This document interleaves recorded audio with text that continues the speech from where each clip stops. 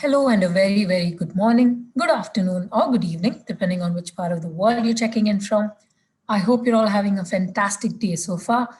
Thank you so much for taking time to be part of today's AD Self-Service Plus webinar. This is Sharda Murthy. I'm a technical expert in managing AD Self-Service Plus, and today I'm going to spend the next 45 minutes talking to you about securing user identities to establish zero trust. Before we jump into today's session, I would like to do a very quick audio and video check. So if you can hear me loud and clear, and if you have no issues in viewing the screen, please drop in a yes message in the chat box provided. I'm going to wait for a couple of confirmations before I proceed further with today's session.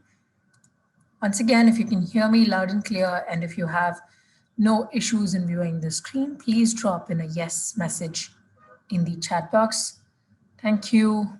EAI, thank you. Alan, thank you. Amin, please pardon me if I'm pronouncing your name wrong. Thank you so much. All right.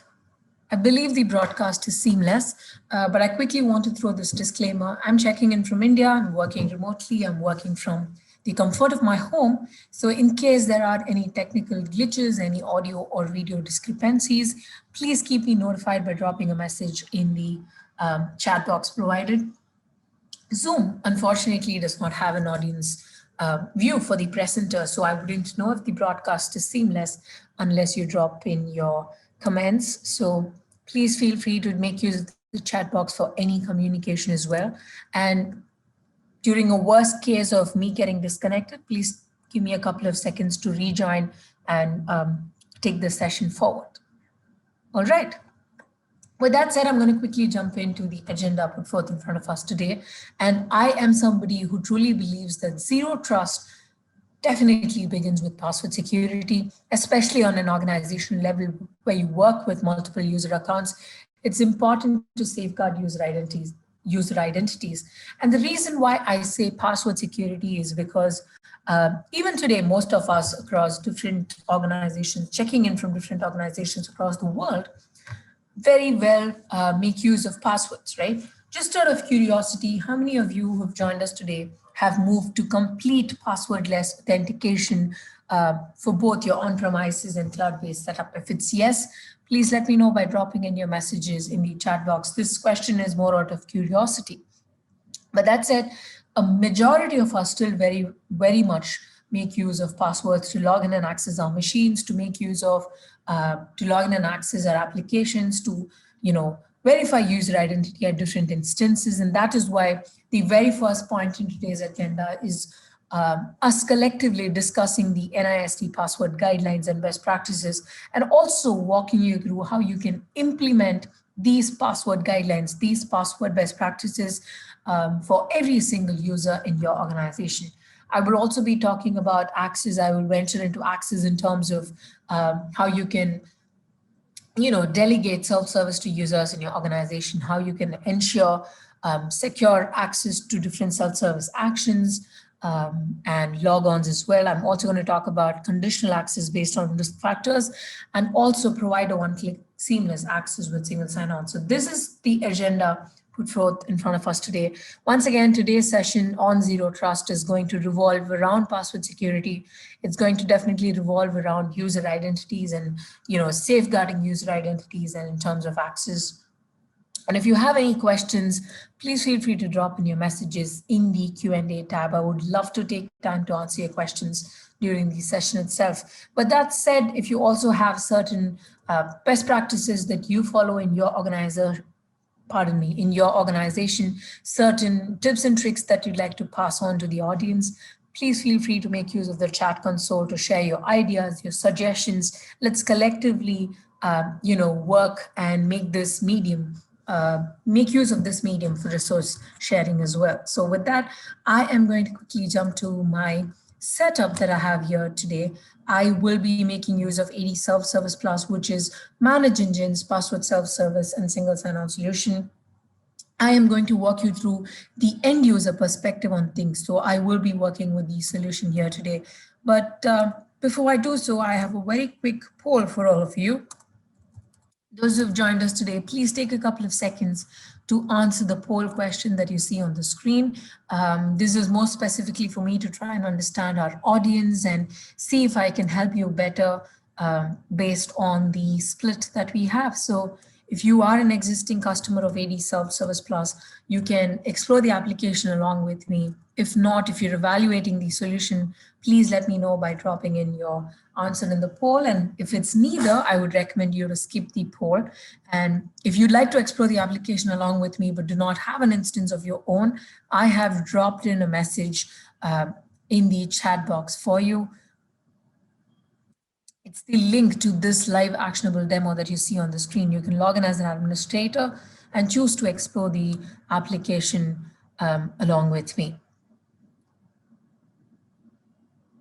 All right, I already have a question and I'm going to take time to answer your question, Alan. Thank you so much for that question. I'm going to walk you through how you can make use of AD Self-Service Plus to work with NIST and, NIST more specifically for US and US federal organizations. And more specifically today, I will also try to give you resources or information on NCSC as well. But typically, when you looked at the NIST guidelines, which is what we're going to break down today.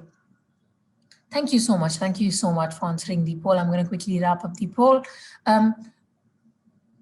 All right, jumping back to AD Self-Service Plus right here, more specifically trying to break down what the NIST regulation talks about is that it talks about three important aspects of password security. One is length over complexity. All right, so when I say length over complexity, there's a small demonstration that I would like to perform for all of you. This is one of my favorite tools by Kaspersky. What this tool basically does is gives you a rough estimate of, how secure your password is or if it's easily susceptible to attack. This is clearly a weak predictable pattern or password. I can choose to increase complexity, improve casing, and this is typically what users would do as well to meet complexity requirements, right? And yet this password is easily susceptible to a cybersecurity attack in spite of checking a lot of complexity rules right here. But if I work with passphrase, for instance, or a sentence that's easy for me to remember, but does not have any complexity involved, it is still a nice password. It is still hack resistant, and it still takes a lot more time to break into compared to a password that can be easily susceptible to compromise in spite of, satisfying certain complexity rules. And that is exactly what NIST tries to reinforce with its password guidelines. And that is that password length is definitely preferred over complexity, right? Longer passwords are definitely more secure than passwords that simply check multiple boxes.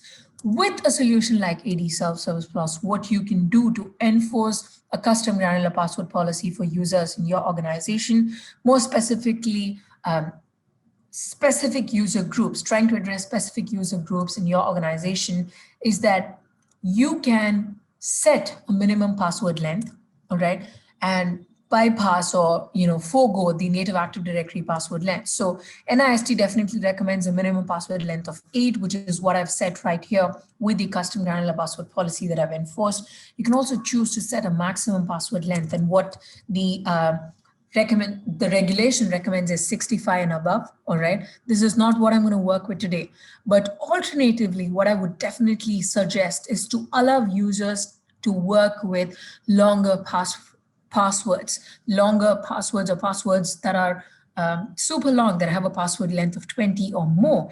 And this is what we call as passphrases. So a typical example of passphrase would be something like this, something that you see on the screen. I am Sharada Murthy and I am the press center of the day. All right. This is more than 20 characters. It's hack resistant. It's easy to remember. It makes, it definitely prevents password fatigue for end users. And it also takes a really, really long time to compromise. All right. This is definitely recommended. And this is one of the things that NIST urges. I'm also going to pass on more information on other password, password-based complexities that you can definitely make use of and not just rely on length. But let me reiterate the fact that we are not trying to sell the idea that really long passwords are hack-proof. At the end of the day, this is what we need to remember. These are hack resistant, all right? For certain organizations, it becomes important to comply to these password mandates, to comply with these regulations. But time and again, I cannot tire stressing enough on the fact that you need to try to strike a balance, a good balance between usability and security. And that is something that I can definitely help you with today, all right? Jumping back to a weak password finder tool that we have today, I love to talk about this tool because I believe that this tool is a reality check. Yes, Alan, I'm going to address that as well. Alan very rightly pointed out that having the username as part of the password might not be a nice password. I completely agree, and I'm going to give you a solution for that as well real soon. Like I said, regulations like NCSC or certain other password-based regulations or certain other compliance mandates as well become important for users to become important for organizations to meet. But from an end user's perspective, from a security perspective, it's really important for you to take into account what's important for your organization as well. And that is why it's not just about meeting compliance mandates. It's not just about, satisfying certain regulations that are levied on organizations. And I'm going to get to that real soon by showing you another example. Thank you, Alan, for saying that. And yes, can you share the recording after the webinar? Yes, definitely. The webinar is being recorded live. So if you have any questions, please feel free to shoot them. I would love to take time to answer them live. And we will send you the recording in the next 2 to 3 business days once we're able to process the live recording, work on the audio quality, work on the video quality, and send you the webinar recording. So yes, definitely. That said, I've quickly passed on a free tool for all of you. This comes in handy, especially if you work with Active Directory administration. And what this tool basically does is it gives you a reality check. What this tool basically does is it compares users' passwords against a huge list of weak predictable passwords that have been compromised, passwords from leaked databases, predictable patterns, right? And it gives you a reality check of the number of users in your organization who actually have a weak password, all right? And the reason I believe this is a reality check is because if you have very less users, you can be rest assured that users are aware of password complexities, users are aware of, having to stick to better password practices and probably urge the users who fall under this list.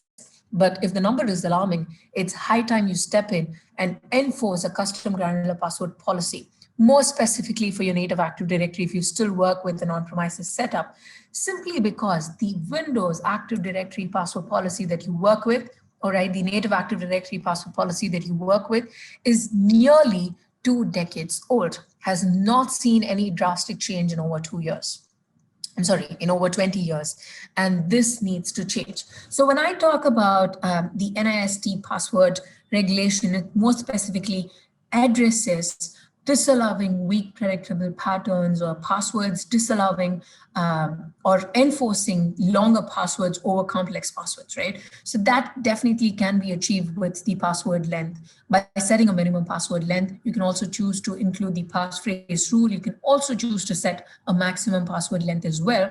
But talking about disallowing patterns, I would definitely urge you to input predictable patterns like your organization name, days of a week, months of a calendar, the word password, ASDF, QWERTY, and certain other predictable patterns that are more commonly used in your organization that you come across, that you stumble across in this list.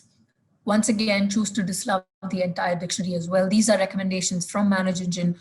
Choose to disallow the entire dictionary because though it can be easy for users to remember dictionary words, it is also easily susceptible to brute force attack, dictionary-based attack, pattern-based attack, and that's definitely something that we are trying to avoid.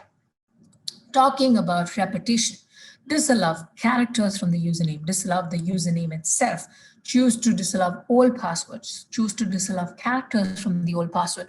And with just these complexities, which I feel are more advanced, it's not just about, uppercasing or including special characters in numeral, but these repetition, restricting certain repetition becomes extremely critical for users in your organization, because once again, you're preventing pattern-based attacks, incremental passwords. You're definitely working with password history-based attacks, all right? Preventing users from setting username definitely safeguards that particular user identity, because once again, a huge chunk of brute force attack can be prevented, can be avoided. And not only do you specifically prevent certain patterns or characters from being repetitive, you can also choose to customize different complexity rules for different user groups based on their, regional requirements, compliance mandates, based on regulations, based on departments, their organizational role, making it easy for you to have different password policy for different users. The second and very important thing that I want to emphasize on time and again, which is also part of it is part of NIST, which is displaying the password. Show the password to users, which is important. Users need to know what is the password that they have typed in. So enable the show password option, which is available by default with AD Self-Service Plus. But more importantly, display the password policy requirement as well across all the reset password and change password pages. So when I, as an end user, try to perform a password reset from anywhere at any time, I'm also aware of the complexity rules that I need to meet, making it easy for me to set a password that I'm aware of, set a password that is easy for me, because I as an administrator, or you as an organization, have worked on the usability, you've worked on the user experience, making security uncompromisable. And believe me when I say this, focus or prioritize on the usability factor when it comes to password security. And I can guarantee you that security will follow, because when you make it easy for users to understand the password complexity rule, understand why they set certain passwords for different accounts, you are definitely educating users about the password complexity rules that they need to meet, and thereby ensuring that they set better passwords, they work with, good password practices. That said, I also want to quickly talk about an integration that we have that will help you disallow users from setting compromised passwords. So I'm going to jump to the integration settings right here, and we integrate with Have I Been Pawned, which means if users are setting blacklisted passwords, if users are setting passwords that have been compromised, that are part of, some leaked database or patterns that have been used time and again, they have an alert, they have a message, they have a notification which tells them that this particular password is a compromised password, is not recommended, all right? Once again, you can choose to enforce it across your Gina CP console, your ADUC console, and that is what I'm going to show you next. So when I, as an end user, all right, try to perform a password reset from my Gina CP screen, I have my custom granular password policy listed. And there is a reason why I have the complexities that I just talked about, that I just said is not very important, all right? There is a reason why I have this. I am going to key in a password that seems to satisfy pretty much all the complexity rules that you see on the screen, all right?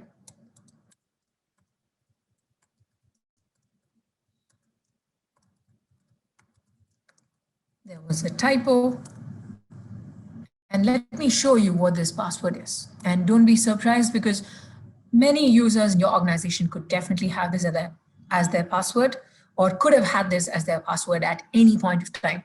And once I show you this password, let me also tell you, you and I are also guilty of making use of this set of characters as our passwords at some point of time in our life. And it's nothing but password at 123. All right.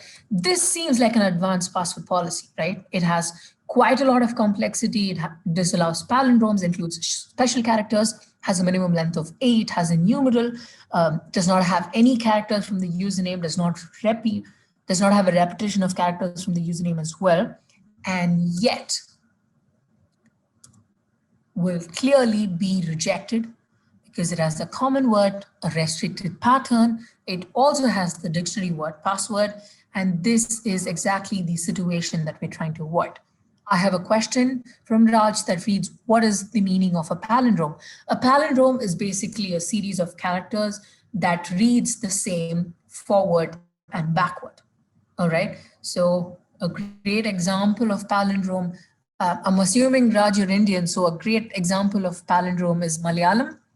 The language Malayalam reads the same forward and backward. All right, so that's what a palindrome is, and it's easy to hack. And palindrome passwords are said to be preferred by a lot of users because it's easy to remember, but it's also easily susceptible to a cyber attack.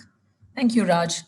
All right, so yes, this particular password, though satisfying a lot of complexity rules that you see on the screen, will clearly be rejected solely because of this advanced password policy that you see, this advanced password policy that I have enforced for the user Sharada, and that is restricting predictable patterns, restricting dictionary words, and the word password at 123 has clearly been rejected. So number 2 in the NIST password regulation or best practices definitely talks about displaying passwords, all right? But I would also recommend displaying password complexity rules across all the reset password and change password console. Moving on to talk a bit more about the NIST password regulation. The third and the final regulation and the most important one is to disallow predictable patterns, disallow compromisable passwords, blacklisted passwords, and we help you do that by integrating with Have I Been Pawned, but you can also organically do that by importing a list of predictable patterns that you'd like to disallow, choosing to disallow dictionary as well. You can upload your custom dictionary, you can work with multiple languages, and thereby ensuring that a big chunk of predictable patterns, passwords, are not set by end users in your organization. Once again, specifically based on OUs or groups present in the organization with AD Self-Service Plus. All right, so these are 3 very important password guidelines suggested by NIST. And that said, I also want to let you know that this works great only when it works together. All right, it's not just working with password length. Like Alan rightly pointed out, I can have a long password that has my username, that has dictionary words, and at the end of the day would be a password that is easily susceptible to compromise. So once again, it's about working together, working on all these regulations or guidelines together, and that is what will work best for your organization as well. Once again, work around with different complexity rules that's available right here. I'm very, very specifically addressing one set of password regulation that came out in 2020, which is more specific to the United States of America and more specific to federal organizations in USA, right? So you might come from a different part of the world where you have different regulations that you need to meet. So I would highly recommend you to work around with different complexity rules that work best for users in your organization. Prioritize user experience, prioritize usability, and believe me, security will follow. That said, we have spoken quite a bit about password security. So I'm going to move on to talk a bit more about access, right? The first layer of defense has been taken care of. We have a better password policy in place. You can customize the password policy for different accounts as well, for your Office 365, your or M365, for your G Suite, your Salesforce, Zendesk, across your domains as well, right? That said, let's move on to talk about access. When I speak about access, more specifically end user access, there are 2 ways that I'd like to look at it. One is the level of access that you would like to delegate to end users in your organization, to users in your organization, which is what you see on the screen right now. I have sorted users into user groups based on their organizational role, and I have defined the self-service permission. So a user belonging to marketing cannot perform cannot perform a self-update of personal information directly in AD, all right? They cannot perform a change password operation. whereas they have the privilege to reset password or choose to unlock their account. All right. And this is what you set as an administrator when you get started working with an application like AD Self-Service Plus. But that said, the other level of access that you decide that you allow the application to work with is what we call as conditional access. What conditional access does, or what the CA rule basically does, is it works with risk factors or conditions.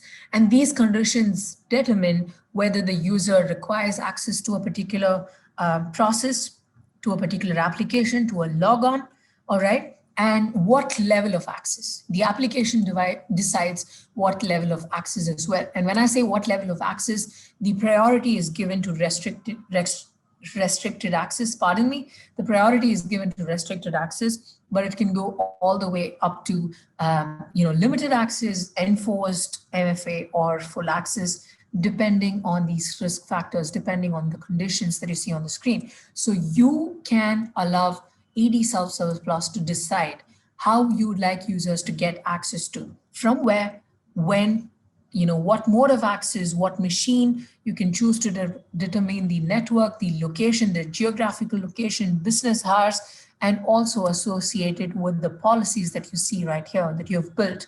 All right.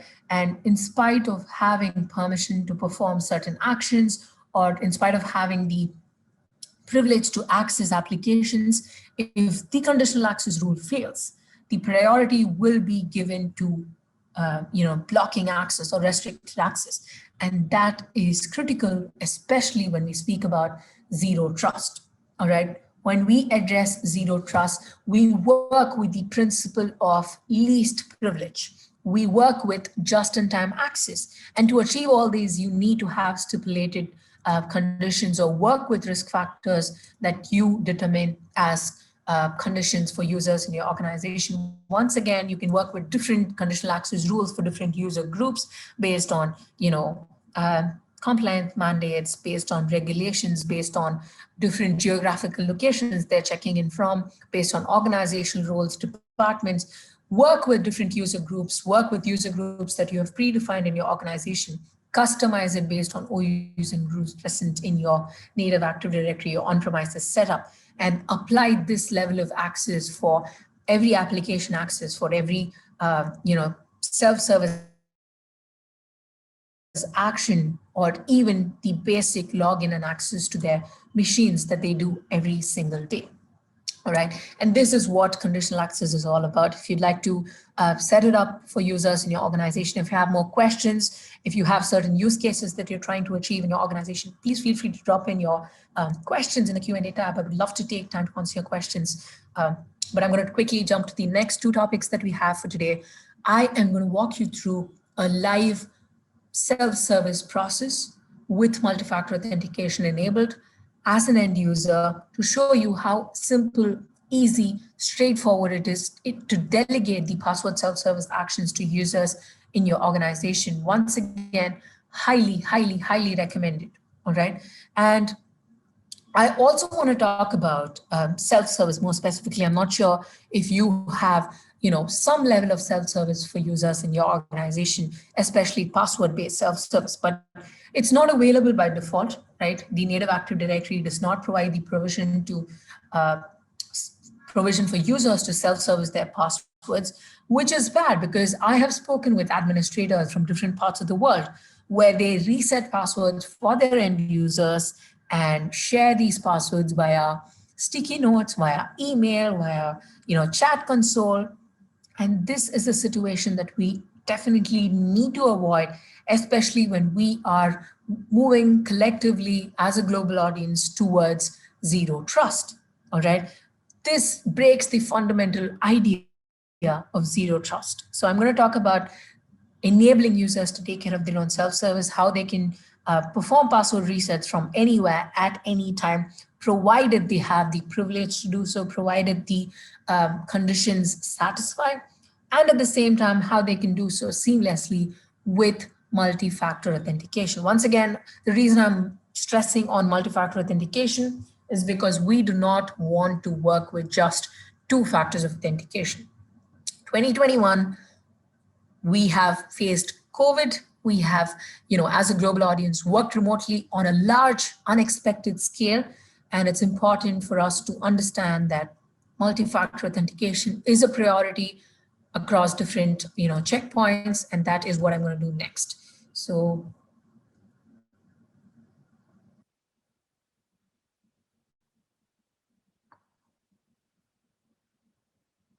all right, so what I'm going to do next is quickly go to my Gina CP console, click the reset password or account log option that you see right here. I have questions about other applications. I'm going to quickly address that as well. Thank you so much. Thank you so much, Aslan. I'm going to talk about password resets for other applications real soon. And Alan, I hope I've been answering your question. This webinar agenda is more specifically, focused on NIST regulations, but I'll also help you with the NCSC password guidance once we wrap up the session. Thank you so much. So yes, forgot your password. I'm entering the username, working with the test user today, working with the test domain as well. I believe that's an O. Click on continue. I have three factors on my screen. Going ahead with the first factor of authentication, which is security questions. All right, looks like I'm wrong with my CAPTCHA, answering my security questions. Once again, these are not recommended settings, all right? I'm just working with a combination of authenticators today. You will see me walk you through different authenticators today. So I would not want you to believe that I'm recommending security questions. These are just all the options that we have. You can work with the authenticators that work best for users in your organization. I've entered the CAPTCHA. My second factor of authentication is Google Authenticator, accessing the code on my mobile device. In the meantime, I'm entering the CAPTCHA. This code is going to expire. All right, I have a new code. I click on continue, and on successful user identity verification, not only can I reset password for my AD account, I can do so for Office 365, G Suite, and multiple other on-premises and cloud-based application, thanks to password synchronization. All right, I can choose to synchronize passwords, but I can also choose to selectively reset password for certain applications right here. And let me go ahead with the password reset. All right, I do know that this satisfies all the advanced complexity rules that you see on the screen. I'm going to hit reset password, and my password reset will be successful. All right, I have selectively performed a password reset only for my AD account right now, but I can choose to synchronize the same password for Office 365, for G Suite, for multiple other applications. I can also choose to selectively reset password for these applications or accounts as well. And this is from an end user's perspective. Mohammed, yes, this webinar is recorded. Condition access not applied to loopback address. Please explain. Okay, I will get to that soon. Raj, thank you for that question. So jumping back, I have performed a successful password reset. I'm going to go back to my AD Self-Service Plus console right here, log in with the password that we just reset.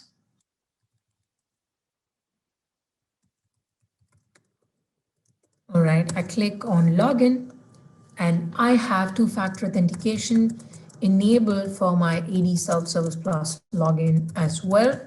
Here you can see I only have one authenticator that I need to verify my identity with. I can choose to trust the browser. I click on continue. But the reason why I have an authenticator enabled within my AD Self-Service Plus account is because I have enabled single sign-on for G Suite. So when I click on my single sign-on enabled application right here from the application tab, I have a one-click seamless access to my G Suite account. All right, and I can enable single sign-on for not one, not two, but more than 100 pre-configured applications.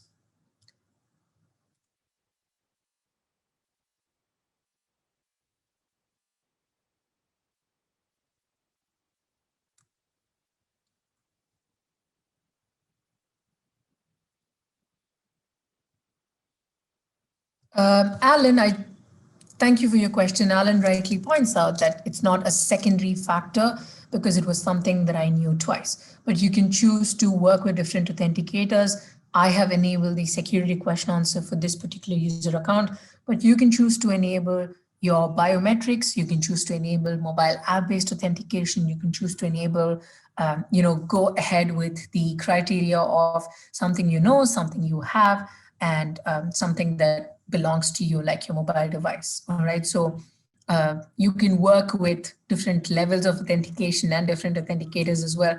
Let me quickly walk you through that. Like I said, this is not, I'm just working with the permutation and combination of authenticators available. You can choose to pick the authenticator that works for users in your organization. And jumping to the configuration tab right here, moving to multi-factor authentication, we have more than 15 authenticators that we support. We also have biometrics. We support device-based authentication, hardware token-based authentication, something as simple and basic as security question answer as well, email-based, code-based verification, mobile app-based verification, and you can determine the level of authentication that you'd like to enable. You can also choose to set authenticators as mandatory. All right, so that was just a very small example of, walking you through the process of enabling authenticators at different checkpoints.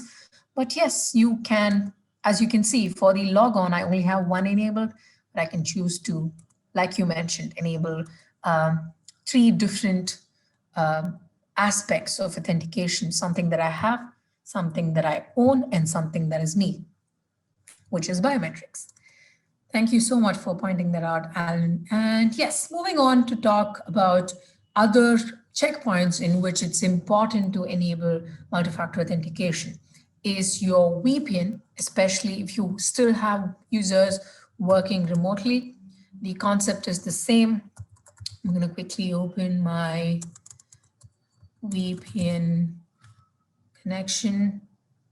I have an AWS setup up and running. Here I am working with two factors of authentication. My first factor is my native Windows Active Directory password. My second factor of authentication is my Google Authenticator. So once this goes through, once my user identity is verified, I will have to enter the code on my mobile device. Right, I click on send and I'm going to wait for the verification to go through. In the meantime, if you have any questions, please let me know by dropping in your messages in the question and answer tab. On successful user identity verification, I then have a connection that I've established to my network, within my network. All right, so highly recommended if you have a big chunk of remote users in your organization. This said and done, it's also important to enable at least a minimum of two-factor authentication for your logon, for your local logon. And when I say local logon, I'm talking about your Windows, Mac, and Linux systems. So when I try to log in as the end user Sharda, in this particular case, with just my first factor of authentication, I cannot go through. Even if I'm working remotely, I need to verify my identity with additional factors of authentication. In this particular case, let me work with the Microsoft Authenticator. The level of authentication can be customized. The number of authenticators, the type of authentication can be customized. I believe that's a B. Let's check. No, I was wrong. Let me redo that. The level of, as I was saying, the level of authentication can be customized. The type of authentication can be customized for different user groups, for different user groups based on OUs and groups present in the Active Directory. Let me enter the code on my phone, enter the captcha as well. Click on next. All right, looks like I was wrong with my captcha. I'm going to redo that again. With Microsoft Authenticator, it's a time-based passcode. So I need to verify my identity within 30 seconds. And on successful user identity verification, I then have access to my Windows machine in this particular case.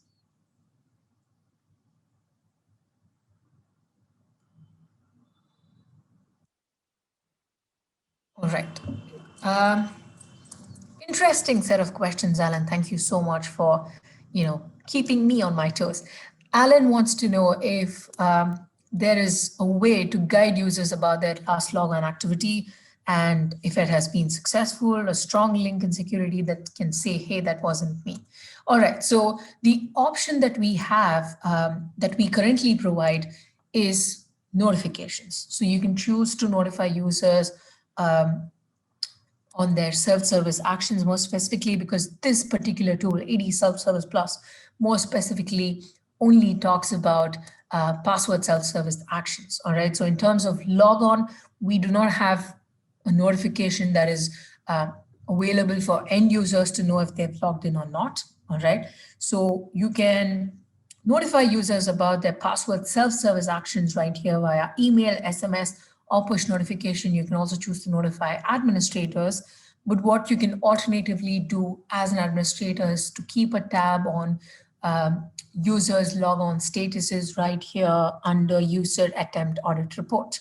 So everything from manual logon to password resets to single sign-on access is available right here under the report tab. But at the end of the day, it's an administrative tool for administrators to keep a tab on what's happening in their end user environment. We also have AD Self-Service Plus that talks about, that addresses the needs around user logon and works in correlation with user and entity behavior analysis and throws alerts around UBA as well. And that's an independent application, also a module available in AD 360. But since the scope of this particular solution revolves around password self-service, these are the reporting options that's available. We currently do not have an option to notify users about their logon activity, but I'm going to definitely take that as a suggestion and work on it and try to come up with a solution that probably will allow users to keep a tab on user-based reports right inside their self-service portal. All right, thank you so much for that. And we will definitely get started working on it. All right, so with that, I have covered the said exercises in today's agenda. If you have more specific questions, please keep them coming in the Q&A tab. That's a very quick recap of all that I wanted to talk about today, more specifically on password security as your inception to zero trust on an organizational level. Today, we addressed the NIST password guidelines, the 2021 password guidelines, and spoke about how you can apply this real time for users in your organization with the AD Self-Service Plus granular password policy.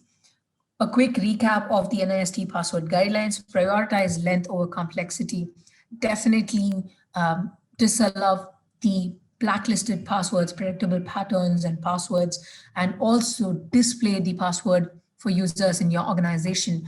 Remove the option where you can hint users, where you have password hints. It's not necessary, it's not recommended.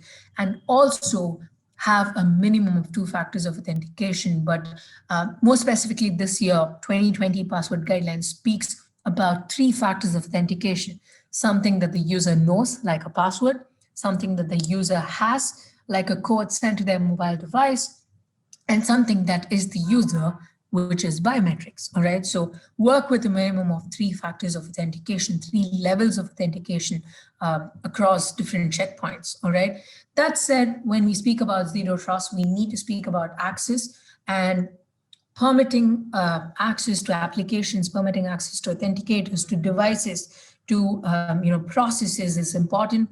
Work with the principle of least privilege, provide the right access to the right person at the right time, from the right machine, from the right location as well. You control access to users, work with the principle of least privilege and just-in-time access. It's very critical, especially with remote users, especially with users checking in and accessing critical data from different parts of the world.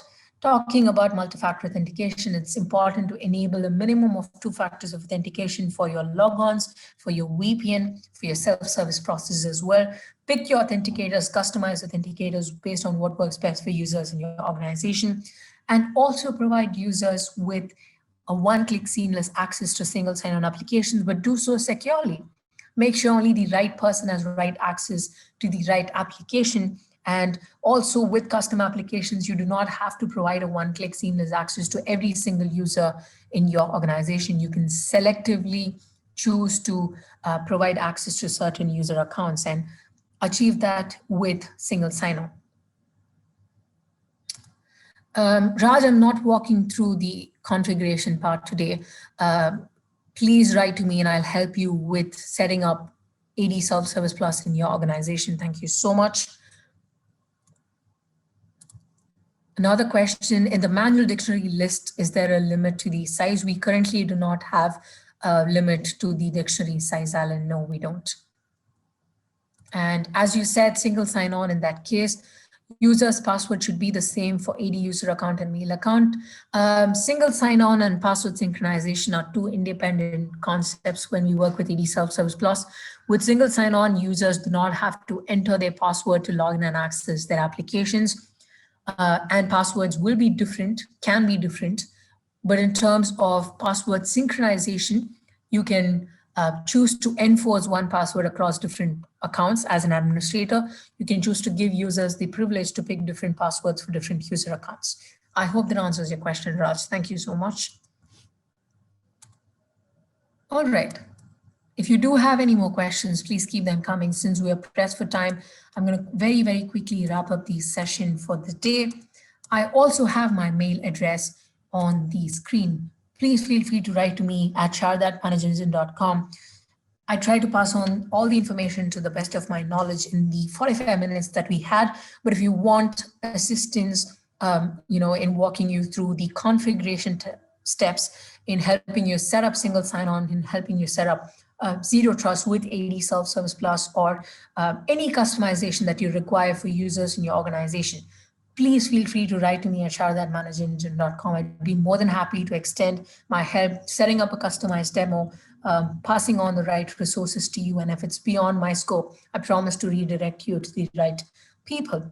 That said, if you have trouble with the application, you can feel free to drop an email to support@edselfserviceplus.com. We have a dedicated team of experts working 24/5, helping you resolve all your issues all across the globe. So thank you so much for taking time to be part of today's session. I really hope it was informative.